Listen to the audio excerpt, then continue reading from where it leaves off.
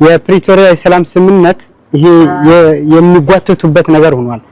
ቲፒኤልኤፍ ማዕከላዊ መንግስቱን ነው የሚከሰው፣ ማዕከላዊ መንግስቱ ደግሞ ቲፒኤልኤፍን ነው የሚከሰው። ምክንያቱም አሁን እነሱ ትጥቅ በዲዲአር መልክ ትጥቅ እንዲያስፈቱ ይባላል፣ ጦር መሳሪያዎችም እንዲያስረክቡ፣ ግን ተግባራዊነቱ ላይ ይሄ አናይም። እነሱም ደግሞ የሚያነሱት ጉዳይ አለ። አሁን ተፈናቃይ አልተመለሰም የሚሉት አንዱ እሱ ብቻ አለ። ፌደራል መንግስት ደግሞ ኦልሞስት የተስማማባቸውም ሁሉም ነገሮች ተግብር ያለው ይላልና ማን ነው እየሸወደ ያለው? ማህበሩ እይታ ከሆነ መጀመሪያ የፕሪቶሪያ ስምምነት ሲፈጸም በእርግጥ የሆነ ስሜት ውስጥ ነበር በሁሉም ማህበረሰብ ማለት ይቻላል። ኋላ ግን እየቆየ በሄደ ቁጥር ነገሩ እየተረዳው ነው የመጣ ህዝቡ። ስለዚህ አሁን ለዚህ የፕሪቶሪያ ስምምነት ተግባራዊ እንዳይሆን እያደረገ ያለው በህወሓት በኩል መሆኑ ይታወቃል። ግልጽ ነው። ይሄ የፌደራል መንግስት አስፈላጊውን የተባለው በሙሉ ማድረግ ይችላል እያለ ለትግራይም የነበሩ ሰርቪሶች ሌሎች የባንክ የምናምን ሁሉ የቴሌ የመብራት ሁሉም ነገር እያስተካከለ ነው ያለው። አሁን ዋናው ችግሩ ምንድነው? ተፈናቃይ የሚለው ነገር ነው። አሁን እነዚህ ተፈናቃይ እንግዲህ እንደኛ አገላለጽ የኛ ሐሳብ እነዚህ ሰዎች ሰፋሪዎች ናቸው። ሰፋሪ ሆነው እዚህ ሲኖሩ ነበር። ኋላ ይሄ ለውጥ ሲመጣ ግልጽ አካባቢያቸው ስላልሆነ ጠቅልለው ወደ የኛ የራሳችን ግዛት ወደሚሉት ከፊሎቹ ወደ ትግራይ ተከዜን ተሻግረው ሄዱ። ስለዚህ ለዛም ነው እኛ እንግዲህ ይሄ አካባቢያቸው ቢኖር ኑሮ ቤዝ ይኖራቸው ነበር። ከመጀመሪያ እነዚህ ሰዎች ሰፋሪዎች ስለሆኑ ነው እንጂ ከመጀመሪያ እዚህ የራሳቸው ግዛት ቢሆን ኑሮ ተከዜን ተሻግረው መሄድ መሮጥ አልነበረም። እንግዲህ የወልቃይት ጠገዴ ህዝብ የራሱ ጥያቄ ስለሆነ በቦታው ቁጭ ብሎ ጥያቄውን እስኪመለስ ድረስ እየተከታተለ ነው ያለው። ትንሽ ለመጨመር ያክል አንደኛ ይሄ ተፈናቃይ የሚለው አጀንዳ አሁን የገለጽነው የህዝቡ ታሪካዊ ዳራ ጠቅሰናል፣ አሰፋፈር ጠቅሰናል። የፌደራል መንግስት መመለስ ይችላሉ ብለዋል። የዚህ የወልቃይት ጠገዴ አስተዳዳሪዎችም ጭምር በይፋ በሚዲያ ወጥተው እኛ ለመቀበል ዝግጁ ነን ብለው ዝግጁነታቸውን ገልጸዋል፣ እንደምናስታውሰው ማለት ነው። ነገር ግን እዚህ ሁሉ እንቆቅልሹ ቲፒኤልኤፍ ተመልሼ ላስተዳድረው የሚል ፍላጎት ስላለው ነው አንዱ ሊሰመርበት የሚገባ ማለት ነው። ለዚህም ነው የዲዲአር ፕሮግራሙ አሁን ቅድም ማን ነው እየሸወደ ያለው የሚለው ጥያቄ በደንብ ሊያዝም መሸወድ የሚለው ቃል መተንተን ስላለበት ማለት ነው። እየሸወደ ያለው ቲፒኤልኤፍ አሁን በህግ ደረጃ የለም፣ ግን አሁን የቀረው ቲፒኤልኤፍ ማለት ነው። ከቲፒኤልኤፍ በኋላ ቢያንስ ሁለት ፓርቲዎች መጥተዋል። ስምረት የጌታቸው ረዳ የሚመራው መጥተዋል። ወለዶ የሚባል ፓርቲም ትግራይ ውስጥ አለ። እነዚህ ሁለቱ ከቲፒኤልኤፍ ከህወሓት የወጡ ፓርቲዎች ናቸው እና ትጥቅ ማስፈታት ፕሮግራሙ እንደተጀመረ በይፋ የማስጀመሪያ ፕሮግራም ተደርጎ የከባድ መሳሪያ ትጥቅ አስረከቡ ተብሎ በዜና አይተን፣ ነገር ግን ሸውደው ታንኮች ሳይቀር ምን ሳይቀር መድፎች ሳይቀር ቀብረው እንደነበረ አሁን ኢትዮጵያ ህዝብ የሚያውቀው ጉዳይ ይመስለኛል። ከዛም ባሻገር ደግሞ አሁን መፍታቱን ትተው በቅርቡ ወደ ጠለምት ወረራ ፈጽመዋል።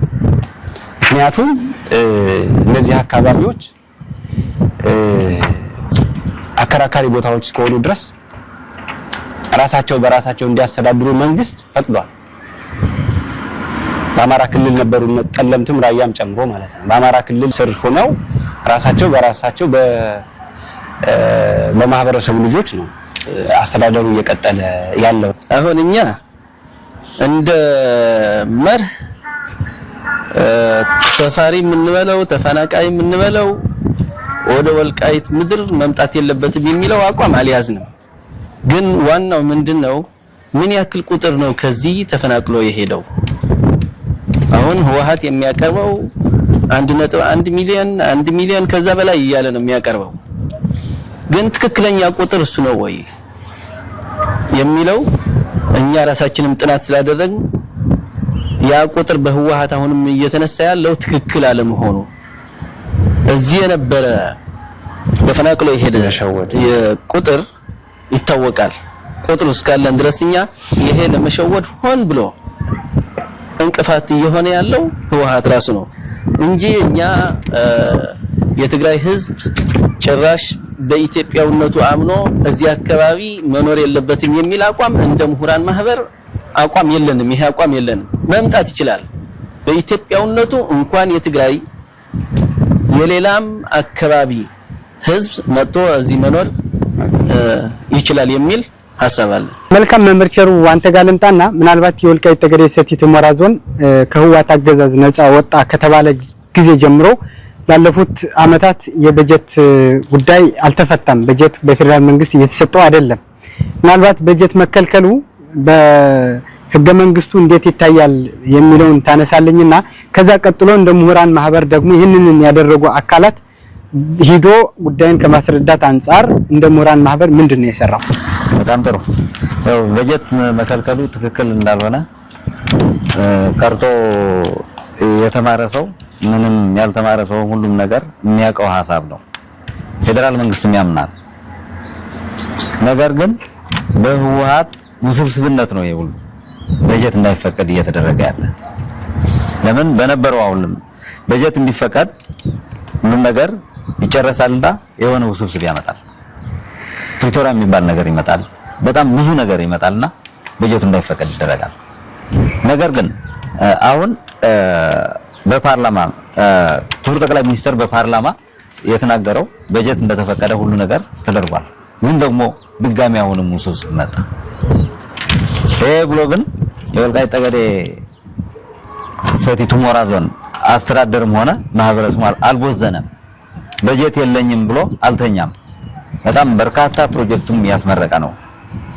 በጣም በርካታ ፕሮጀክትም አሁን እየተሰሩ ነው ያሉ፣ ነገ ከነገ ወዲያ የሚመረቁ ናቸው።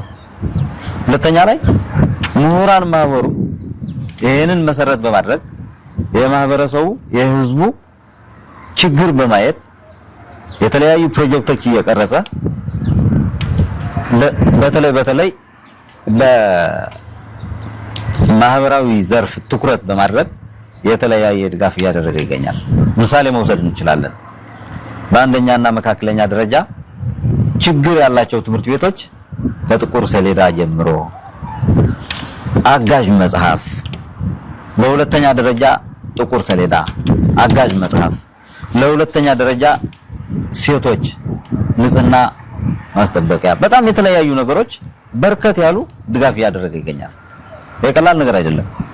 ምክንያቱም ማህበረሰቡ አገሩ ባይሆን ኑሮ በጀት የለኝም ብሎ በፕሮጀክት ተሳታፊ መሆን አልነበረበትም።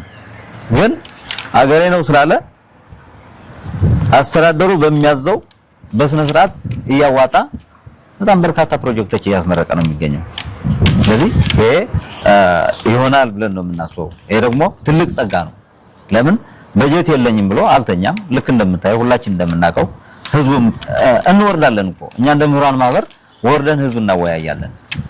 በጀት ቢበጀት ባይበጀት ነፃነቱ በቂ ነው የሚለው። በጀት ብዙ ያስፈልጋል ለማንም ሰው። ህግ እኮ በህግ ብትመጣ እኮ ያለ በጀት መኖር እኮ በጣም ከባድ ነው። በጀት የለኝም ብሎ አልቦዘነም፣ እየሰራ ነው የሚገኘው። ስለዚህ ብለን ነው በምሁራን ማህበር የምንገልጸው። በኮሎኔል ደመቀ የሚመራ አንድ ቡድን በምሁራን በማህበሩ ባይሆንም 2014 ዓ.ም ሄደው የተለያዩ የፌደራል ተቋማት እየዞሩ ህዝቡ እየተጎዳ ነው የተበደለ ነው እና ይሄ ነገር እንዴት ነው ብለው በወቅቱ እኔ አልነበርኩም፣ የማህበሩ አባላትም አብረው ሄደው ነበርና ይሄን ተጠይቆ የህግ ክፍተት እንዳለ ነው ፌደራል መንግስት በሰዓቱ የህግ ክፍተት ስላለ አስቸጋሪ እንደሆነ የገለጸው ነገር ግን ቅድም ሲገለጽ እንደነበረው አንደኛ አማራ ክልል በተለይ የመንግስት ሰራተኛ ደሞዝ ከመክፈል አንፃር ኃላፊነቱ እንደተወጣ ከዛ ደግሞ ህዝቡ ደግሞ የተለያዩ የሚሰበሰቡ የገቢዎች ግብር የሚሰበሰበው መዋጮች ኢቭን የገቢ ማሰባሰቢያ መርሃ ግብሮች የተፈጠሩ የተለያዩ የትምህርት ቤቶች ተሰርተዋል፣ መንገዶች ተሰርተዋል፣ ጤና ኬላዎች ተጠግነዋል። በጣም በርካታ በየወረዳው በየአመቱ እንግዲህ 5 አመት አልፎታል። አሁን ዞኑ ከህወሓት ነፃ ሆኖ ራሱን በራሱን ያስተዳደረ በአማራ ክልል ስር ሆኖ በዚህ ደረጃ ከሚገኝ 5 አመት አልፎታል። በየአመቱ የተለያዩ ፕሮጀክቶች እንዳስመረቀ ያው መግለጽ አስፈላጊ ነው ማለት ነው። የወልቃይት ጠገዴ ወሰንና ማንነት አስመላሽ ኮሚቴ ከተቋቋመ ረጅም አመታት ሆኖታል። ይህንን የኮሚቴው ጥያቄ ምናልባት በትግራይ ኢሊቶችና አንዳንድ ግለሰቦች የማንነት ኮሚቴው አባላት ሰዎች እንጂ የህዝቡ ጥያቄ አይደለም የሚል ሐሳብ ይነሳል። ምናልባት የህዝብ ጥያቄ ከሆነ ደግሞ ምናልባት መንግስት የህዝብ ጥያቄ ነው ብሎ በአጀንዳነት ይዞ ነፃ ከወጣ ወደ 7 አመት ተጠግተዋልና ይህንን ጥያቄ መልስ እንዴት አላገኘም? የህዝብ ከሆነ ጥያቄ የህዝብ ስለመሆኑ አንዱ ትልቁ ማረጋገጫው የማንነት ጥያቄ ሲቀርብ አግባብ አለው። አንደኛ የማህበረሰቡን 5% ፒቲሽን ነው የሚያስፈልገው። ስለዚህ ቅድም እንደገለጽኩት እስከ 30,000 በላይ የሚሆን በሁሉም ወረዳዎች ፌርማ ተሰባስቦ ነው። ኮሚቴው ደግሞ ጉባኤ ተደርጎ ነው የተመረጡ የኮሚቴው አመራሮች ማለት ነው። ሁሉም ሰዎች ተመርጠው የህዝብ ውክልና ይዘው ነው ጥያቄው የቀረበው ማለት ነው። ስለዚህ ጥያቄው ለትግራይ ክልልም ለአማራ ክልል መንግስትም ጥያቄው ገብቷል። ከዛም ደግሞ ለፌዴሬሽን ምክር ቤት በዚህ መንገድ ነው ጥያቄው የቀረበው። ስለዚህ የህዝብ ጥያቄ አይደለም የሚሉት ህወሓቶች ናቸው። ምክንያቱም ህወሓት እኮ ኮሚቴዎቹ እንደውም እዚህ ጋር መጥቀስ እንደ ምሳሌ የማነሳው ትግራይ ክልል መቀሌ ምክር ቤት የስብሃት ነጋ እህቱ ቅዱሳን ነጋ አፈጉባኤ በነበረችበት ጊዜ ነው 2008 ዓመተ ምህረት ማለት ነው። ጥያቄውን አስገብተው ሲመለሱ ሁመራ በተኙበት ሆቴሉ ተከበው ነበር። እዚህ ሁመራ አዱገነት የሚባል ሆቴል ማለት ነው። እና ሌሊት ሙሉ ሳይተኙ ነው ያደሩ። ምክንያቱም የትግራይ ልዩ ኃይል ከቧቸው አጋጣሚ ሆኖ የሆቴሉ ባለቤት ደግሞ የአካባቢው ተወላጅ ነው፣ አማራ ነው። እና እነዚህ እኮ ህጋዊ ሰዎች ናቸው። ያው ጥያቄውን ስለሚቀበል ይመስለኛል ይቀበላል፣ ምንም ጥያቄ የለው፣ ጥያቄውን ስለሚያምንበት ማለት ነው። እና ሆቴሉ ካልሰበር ነው ዶዘርም አምጥተው ነበር ይባላል። ዶዘር አምጥተው እናፈርሰዋለን እስከዚህ ድረስ እንትን አድርገው እንደነበረ መግለጽ ፈልጌ ነው ማለት ነው። በበጀቱ ጉዳይ ስንመጣ እንግዲህ ይሄ ዞን ይታወቃል ከለውጥ በኋላ ምንም አይነት በጀት አላገኘም። በጀት እንዳናገኝ ይሄ ነገር ውስብስብ ሆኖ እንዲቀጥል የወልቃይት ጠገዴ ሰቲት ሁመራ ዞን ጭራሽ በጀት እንዳያገኝ ያደረገው ያለው አሁንም የህወሓት ሴራና የህወሓት የወረራ አካሄድ ነው። አሁንም ዋና እንቅፋት ሆነብን ያለ ማለት ነው። ምክንያቱም ከፕሪቶሪያ የሰላም ስምምነት በኋላ ህወሓት ይሄ ነገር ተቀብሎ ወደ ስርዓት ቢመጣ ኑሮ የወልቃይት ጠገዴ ሰቲት ሁመራ ዞን በጀት ያገኝ ነበር ማለት ነው። ነገር ግን ይሄ እንዳይፈጸም ህወሓት የተለያየ አሻጥር እየሰራ በጀት እስካሁን ሳናገኝ ቆይተናል። ነገር ግን በቅርቡ እንግዲህ ጠቅላይ ሚኒስትሩ በፓርላማ ቀርበው የተናገሩት ነገር አለ። እንግዲህ ዋና ችግሩ ህወሓት ላይ ስለሆነ ላፈጻጸሙ መፍትሄ ይመጣል ብለን እናስባለን።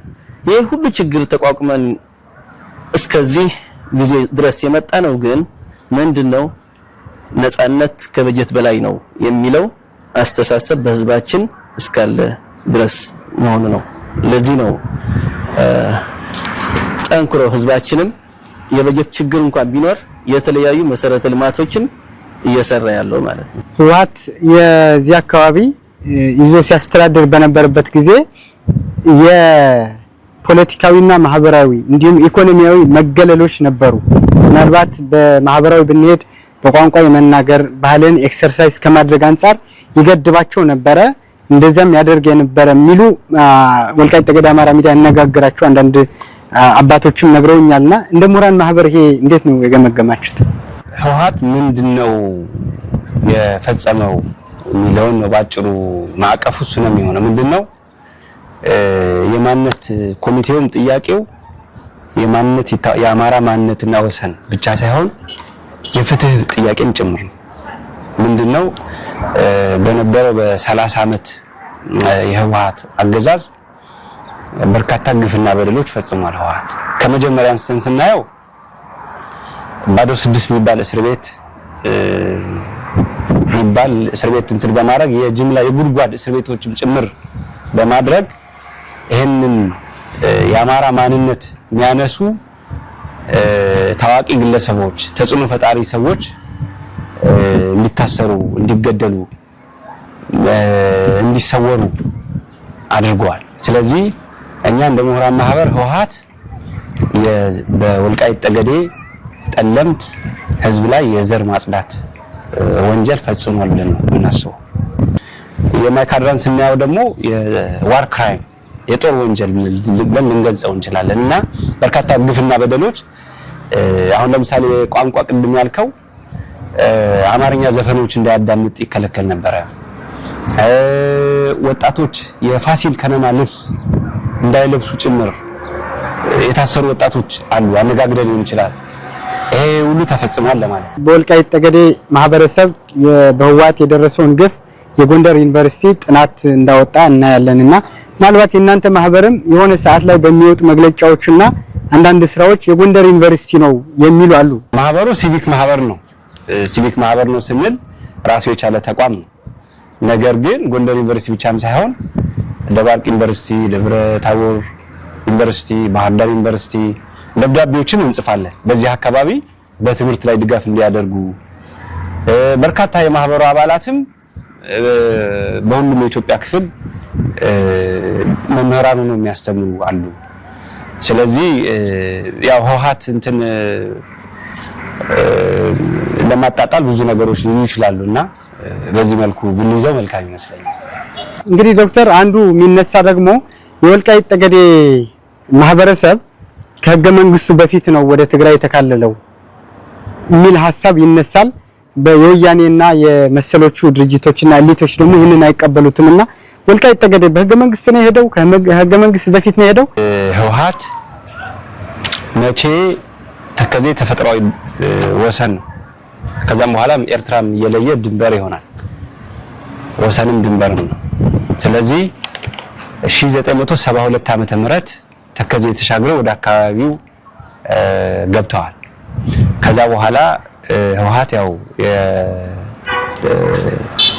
የሽምቅ ተዋጊ ሆኖ እስከ 83 ዓመተ ምህረት ከቆየ በኋላ ህገ መንግስቱ ባጭሩ ህገ መንግስቱ የጸደቀው ህዳር 29 1987 ዓመተ ምህረት ነው።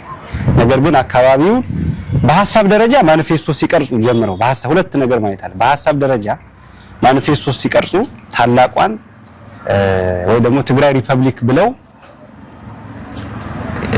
ትግራይ የሚባለው አሁን ያለችው ትግራይ ሲደመር በጎንደር ክፍለ ሀገር ያለው ወልቃይት ጠገዴን አልጨመሩ ማኒፌስቶ ማንበብ ስለሚቻል በጎንደር ክፍለ ሀገር ያለው ወልቃይት እሱንም ወደ ሱዳን በር መውጫ እንዲሆን ከዛ ደግሞ በወሎ በኩል ደግሞ አልዋሃ ምላሽ ያለው ነው እስከ ቀይ ባህር በአሰብ በኩል የባህር በር ያለው ሀገር ይሄ ነው የመጀመሪያ 67 ዓመተ ምህረት በቲፒኤልኤፍ የተቀረጸው ማኒፌስቶ ማለት ነው። ስለዚህ ይሄን በሐሳብ ደረጃ ክሌም ማድረጋቸውን ያሳያል። በጣም ስህተት እንደሆነና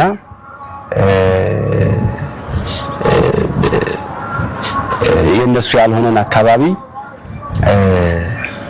ሰፊ የለም መሬት ያለው አገር ለመሆን ሲመኙ የፈጠሩት አስፒሬሽን መሆኑ ያሳያል ማለት ነው።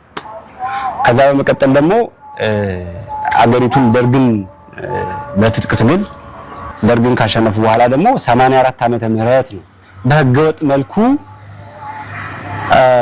unlawful and forceful በሆነ መንገድ unlawful and forceful annexation ብለን ነው በተለያየ መንገድም መግለጫዎች ስናወጣ በዚህ መልኩ ነው እኛ የምንገልጸው ማለት ነው።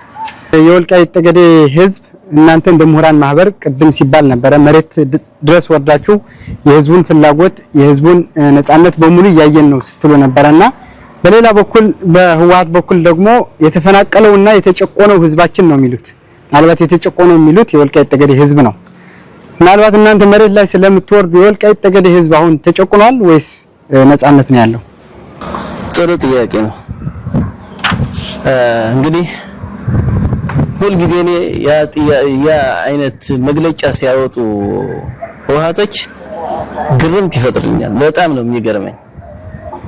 ምክንያቱም እዚህ ያለው እንግዲህ የወልቃይት ጠገዴ ማህበረሰብ ጭቆና እየደረሰብኝ ነው ብሎ የተናገረው ነገር የለም። እንዲያውም ነጻነት ከበጀት በላይ ነው ብለን ቅድም የተናገርነው እሱም ብሎ ነው እየሰራ ያለው ሌት ተቀን እየሰራ ያለው። ስለዚህ ይሄ ማህበረሰብ ጭቆና ውስጥ ገብቷል የሚሉት ራሳቸው ነው እንጂ እንደ ወልቃይት ጠገዴ ህዝብ ይህንን የነሱ ሐሳብ ጭራሽ ተቀባይነት የለውም፣ አንቀበለውም። ግን ምንድነው እነሱ ለዓለም አቀፍ ማህበረሰብ በሌላም ለፌደራል መንግስት ምናምን ጫና እናደርጋለን የሚል ዘዴ አድርገው ነው እነሱ የሚጠቀሙበት። ይሄ ነገር ትክክል ግን አይደለም። እኛ የነሱ ብንሆን ኑሮ እነሱ ጋር ጠቅልለን ነበር መሄድ የነበረብን። አልሄድንም። ቦታችን ላይ ቁጭ ብለናል። በርስታችን ነው ያለነው። ስለዚህ የነሱ እይታ እንግዲህ ስህተት ነው። አንድ ድርጅት የኔ ህዝብ ነው ብሎ መናገር ይችላል ወይ? እንን ማየት ያስፈልጋል። እንዴት መሰለ አሁን አንድ ድርጅት አባል አሁን ምሁራን ማህበር አለ አባል አለ አባሎቻችን ልንል እንችላለን። ህወሓት ደግሞ ትግራይ ውስጥ ስንት አባል ነው ያለው? ግማሽ ሚሊዮን ምናልባት ሊኖረው ይችላል። እነዚህ የኔ አባል ናቸው ሊል ይችላል። ህዝቡ ግን የኔ ነው ሊባል አይችልም። ስተት ነው ሲጀመርም እንትኑ ማለት ነው። እና ቅድም እንደገለጸው ያስተዳድር ዳግም ባርነት በህዝቡ ላይ መጫን ስለሚፈልግ እንደገና ደግሞ ዓለም አቀፍ ማህበረሰብ ቅድም እንዳለው ሌሎች የኢትዮጵያ ብሔር ብሔረሰቦችም ጭምር እያለ ለማታለል ነው። ለህወሓት የሰጠው ውክልና የለም ባጭሩ። ይልቁንስ ሲበደል ሲገደል ሲሳደድ ነው የኖረው። ይሄ ህዝብ ከጥንት ጀምሮ ጥንት ማለት ህወሓት ይሄን አካባቢ በጉልበት ከገባ ጊዜ ጀምሮ እኔ ትግሬ አይደለም። ምክንያቱም የነሱ ትግራይ ኢትዮጵያዊ መሆናቸውም ራሱ ግልጽ አልነበረም። ቅድም እንደተናገረ አገር ለመሆን ታላቋን ትግራይ አገር ለመሆን ነው ሲታገሉ ነበር። ስለዚህ እነሱ ህዝባችን የሚሉት ለወረራ ምክንያት ሲፈጥሩ ነው ባጭሩ መያዝ የሚጠበቅብን ለወረራ ሲያመቻቹ ነው እንጂ ህዝቡ ቅድም ብየዋለሁ እኮ ተናገርልኝ ብሏል ወይ? ለዛም እኮ ነው ይምረጥ የምንለው ወኪሎቹ ይምረጥ የምንለው ለዚህ ነው። ወኪሎቹ ባጭሩ ህዝቡ ራሱን በራሱ እየተዳደረ ነው ያለው። ኮሎኔል ደመቀ እኮ እዚች እትብቱ የተቀበረ ሰው ነው። አሸተም እንዲሁ ሌሎቹም ጥራ። ስለዚህ ማህበረሰቡ በልጆቹ እየተዳደረ ነው ያለው ብለን እኛ በጽኑ እናምናለን ባጭሩ ማለት ነው። በወልቃይት ጠገዴ ማህበረሰብ ውስጥ የሚቋቋሙ ድርጅቶች ሊሆኑ ይችላሉ፣ ተቋማት ሊሆኑ ይችላሉ። በህወሓት በኩል የነበረ ለነዚህ ተቋማት ከመበተን እዛ ውስጥ የሚመሩ ሰዎችን ከማሰርና ከማሳደድ ብዙ ማየት ይቻላል። ለምሳሌ የከፋይ ትግል ማየት ይቻላል፣ ሌሎች ድርጅቶችን ማየት ይችላልና የእናንተ ደግሞ ከስሙ ጀምሮ የወልቃይት ጠገዴ ጠለምት አማራ ምሁራን ማህበር ነው። ከትግራይ ማህበረሰቡን የሚነጥል ነውና ይህንን ማህበር ሲቋቋም ምናልባት ማስፈራራት ወይም ደግሞ አባላት ላይ እንግልት መፍጠር ምን የተፈጠረ ነገር አለ? በጣም አሪፍ።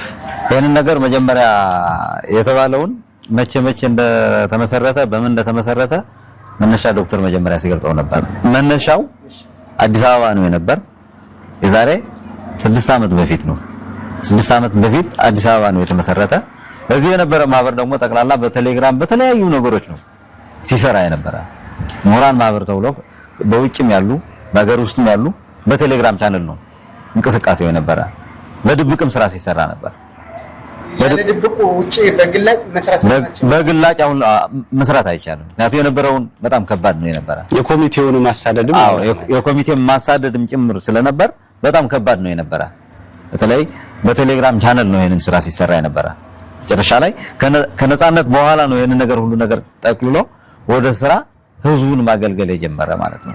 ምክንያቱም መጀመሪያም ሲገለጽ እንደነበረ ነው። ምሁራን የወልቃይት ጠገዴ ጠለምት አማራ ምሁራን ማህበር የምንለው ጠቅላላ የወልቃይት ጠገዴ ህዝብ አይደለም። ምክንያቱም የማህበሩ አባላት አሉት። እነዚህ አባላት ግን ህዝቡን ማገልገል አለባቸው። የተመሰረተው ህዝቡን ለማገልገል ነው። የተገፋውን የተቸገረውን ህዝብ ድጋሜ ሌላ ነገር እንዳይፈጠር ለህዝቡ የሚሰራ ሲቪክ ማህበር ነው። በተቋማት ያለውን እኮ መጀመሪያ አሁን ለምሳሌ ይሄንን ነገር ብለን ያነሳነው ቀላል ነገር አይደለም። ምክንያቱም በማህበራዊ ዘርፍ መስራት አለበት የሚባለውን ነገር ቅድሚያ አሁን ለምሳሌ ህዝብ ግልጋሎት የሚያገኝበትን ነገር ማህበሩ እየደገፈ ነው ያለው። የመጀመሪያውን ስብሰባ ስናረግ 2 ፈተናዎች ነበሩ።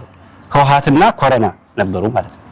አንደኛ ህወሓት ከዚህ አካባቢ አዲስ አበባ ደርሰው ሰፊ ጉባኤ ብናረግ ሲመለሱ ያስራቸዋል። ሁለተኛ ደግሞ ይሄ ኮሮና ስለነበረ ስብሰባ ማረግ ከባድ ስለነበር ማለት ነው። ስለዚህ የነበረን አማራጭ ምንድነው? አንደኛ መምጣት የሚችል በተለይ አዲስ አበባ አካባቢ መምጣት የሚችለው ሰው በመያዝ እንደገና ሌላውን ደግሞ በቃ በህቡ በሚባል የማንነት ኮሚቴው አደረጃጀት ነበር እስከ ቀበሌ ድረስ። ይሄ ምሁራን ማህበርም አብሮ ከኮሚቴው ጋር ጥብቅ ትስስር ስለነበረው በዚህ መንገድ ነው ለመስራት የተቻለው ማለት። መጨረሻ ላይ ከልብ እናመሰግናለን። ይሄን ሚዲያ መላው ህዝባችን እንዲያበረታታው ትልቅ ራዕይ በመያዝ ህልም ሰንቆ በተለይ የህዝቡን ግፍና በደል በማስተላለፍ ትልቅ ስራ እየሰራ ያለ ሚዲያ ነው። እንዲሁም ለኛም ትልቅ እድል ነው የሰጣችሁን። የነበረው አጠቃላይ የማህበሩን የ6 ዓመት ጉዞ ሁሉም መግለጽ እንኳን ባይቻል አሁን ያቀረብነው በጣም ትልቅ እድል ነው እና ይሄ ሚዲያ በተለያየ መልኩ ህዝቡ እንዲደግፈው ለወደፊቱ ደግሞ ወደ ትልልቅ ወደ ቴሌቪዥን አድጎ ትልቅ ብሮድካስት እንዲያረግ እመኛለሁ። ወልቃይት ጠገዴ አማራ ሚዲያ የሚባለውን በጣም ብዙ ያልተጠኑ ነገሮች አሉ። በጣም ብዙ ነገሮች አሉ። አሁን ለምሳሌ በእኛ ጀምሯል ይሄን ስራ። ምሁራን ማህበር እንዴት ናቸው?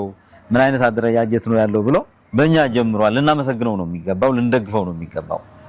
ይሄ ወልቃይት ጠገዴ አማራ ሚዲያ በጣም ብዙ ስራ አለበት። ይሄ ሚዲያ ደግሞ ጠንክሮ ለህዝቡ ማገልገል አለበት። በተለይ ማህበረሰቡ የወልቃይት ጠገዴ አማራ ማህበረሰብ ይሄንን ሚዲያ በደንብ አድርጎ ደግፎ ወደ ተሻለ ማማ ማውጣት እንዳለበት ነው ምኞታችን የምንገልጸው። የወልቃይት ጠገዴ አማራ ሚዲያ እንግዲህ ለማህበሩ የሰጣችሁን እድል በደንብ በጣም እናመሰግናለን። እንግዲህ ስለነበራችሁ የወልቃይት ጠገዴ አማራ ሚዲያ እጅግ ያመሰግናል። የወልቃይት ጠገዴ ጠለምት አማራ ምሁራን ማህበር ከጅምሩ ከዓላማዎቹ ጭምር ምን ይመስላሉ ብላችሁ ስላቀረባችሁ እጅግ አድርጌ አመሰግናለሁ። እኛም ከልብ እናመሰግናለን። የተከበራችሁ የወልቃይት ጠገዴ አማራ ሚዲያ ተከታታዮች ከወልቃይት ጠገዴ ጠለምት አማራ ምሁራን ማህበር አመራሮች ለዛሬ የነበረን ውይይት ይሄንን ይመስላል። በሌላ ጊዜ በሌላ ርዕሰ ጉዳይ እንገናኛለን። እስከዛው ሰላም ሁኑ። ሚዲያው አዲስ እንደመሆኑ ሼር፣ ሰብስክራይብ እና ላይክ በማድረግ የሚዲያውን ቤተሰብ ይሁኑ። ሰላም ቆዩ።